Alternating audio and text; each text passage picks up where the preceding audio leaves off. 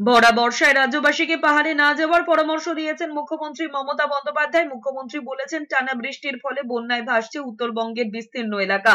বিশেষ করে সিকিমে লাগাতার বৃষ্টির ফলে বিভিন্ন রাস্তায় ধস নেমেছে। সেখানে যাওয়া পর্যটকেরা আটকে রয়েছেন, তারা ফিরে আসতে পারেন যাতে দেখে নিতে হবে। এরপরই মুখ্যমন্ত্রীর সতর্কবাণী, খুব বর্ষায় যেন কেউ পাহাড়ের দিকটা অ্যাডভেঞ্চারে না যায়, কারণ সবসময় কালিম্পং এ ধস নামে, সরু রাস্তা, তিস্তা ভরা জলে। বর্ষায় এটা মাথায় রাখতে হবে।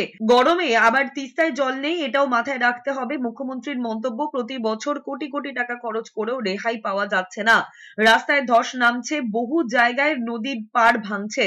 রাস্তা ভাঙলে কেন্দ্রকে সঙ্গে সঙ্গে জানাতে হবে। পাহাড়ি এলাকায় আর্মি যাতায়াত করে, এটা আর্মির দায়িত্ব। ধস নামলে রিস্টোর দ্য সিচুয়েশন। খুব বর্ষাকালে যেন কেউ পাহাড়ের দিকটা মানে অ্যাডভেঞ্চারাস হিসেবে ইউজ না করে, তার কারণ ওখানটা চিরকালই কালিম্পংয়ে ধস নামে। এই সময়টা সরু রাস্তা, পাশে তিস্তা ভরা জল, এগুলো মাথায় রাখতে হবে।